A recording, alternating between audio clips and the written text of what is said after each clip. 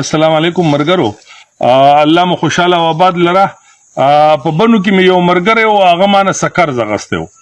ما سره په یو ځای اوسېدو، دکان نه سودا کوله، نو بیا هغه چې لاړو نو بیا وخت ډېر وشولو، نو ما راشه د هغه به پوښتنه وکړو که چېرته هغه پیسې درکړي.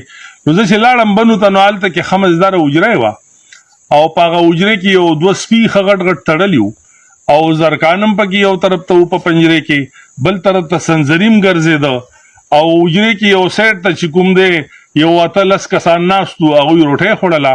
2 بجې وې، نو زه د سایډ ته کېناستم او هغه ملګری مې رالو ما سره کېناستو. یو کس پکې داسې و چې په خپه باندې ګوډو او هغه بوډو ته ګوړم کولو، اوبه یې ورته اچولې او هغه مېلمنو ته به یې روټۍ موټۍ ماخوا دېخوا کې خوله. د سره زه کېناستم، ګپ شپ مې لګولو، دی بیا لاړو، ما ته هم روټۍ راوویسته. 2:30 بجې تقریبا شولې چې روټۍ مې وخوړله، نو بیا ما ته وایي چې چای مې تیاري کړي دي. او روټۍ مې چې خوړله، نو دنه ما سې پوښتنه وکړه چې یاره ستاسو دا روټۍ ډېره مزېداره ده، ما ته دنه ډېره مزېداره خوشبويي راځي، ډېره پسته ده او ډېره ښکلې ده، پخ شوې ده. تاسو کور کې روټۍ نه پخوئ، د بار نه راوړئ، د تنور نه؟ ده ما ته ووایي چې نه، دا خو مونږ کور کې پخوو.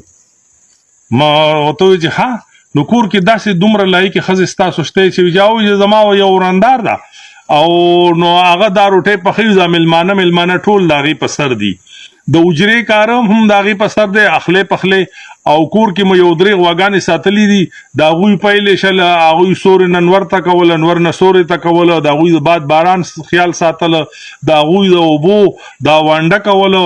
او مطلب دی چې هر څه ذمهواري د کور د هغه په دې ده. او بیا که هغې ټیم نه لږه اوزګاره شي، نو بیا کپړې مپړې وینځلي، دا کار دی. نو ما ورته وویل چې تاسو دومره نیکعمله وندار موندلي ده، دا تاسو کوم ځای نه واده کړی دی؟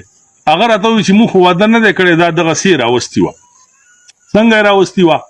وی زما دا سپی چې کوم ولاړ دی، دا زما ورور جنګتلو ته بوتلی و او هلته کې چې کوم دی کاړه وه د سپو، نو په هغه سپو کې دا ورور مې دا بل د دې ورندار د ورور سره اخته شو، په جګړه شو، نو د دې ورور چاکور وویستو، زما ورور یې په چاقوانو باندې ووالو.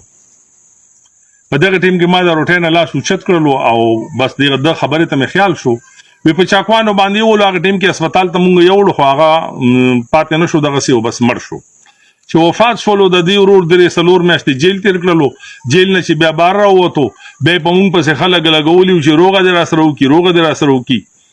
نو هغه بیا مشران کېناسته او د ده دغه خورې مونږ ته په سوره کې راکړه، دا چې زما اوس ورندار ده، او یو یې غویه راوستو، حجرې ته په خپله راله او مونږ نه یې معافي وغوښته، بس مونږ معاف کړو، وموبخله. نو ما ورته ویم چې ها، نو دا د دې خاوند کم یو دی؟ وی دغه په یو خپا باندې چې ګوډ دی او دا بوټي موټي چې اوبه کوي، داسې ساده غوندې کې و. نو وی چې دا د دې خاوند دی. زه بالکل خاموشه شومه، ما هېڅ خبره نور هم د هغه سره ونه کړه او بالکل خوله مې بنده شوله. راپاڅېدم، ما ته وایي چې کېنه. ما مې ورندار ته ویلي دي چای ته پخوي او هغه چای به اوس کې، ما نه زما خواته نه کېږي، نه مې ورته د قرضې نه ووی. خو دومره زیات خفه شومه، ما چې عجیبه خبره ده پښتنو چې مونږ دومره تکړه خلک یو چې په سپو باندې مرګونه کوو او بیا په روغو کې بیا دومره بدې ورځې اخیستي یو چې بیا ورته خپلې خویندې ورکوو.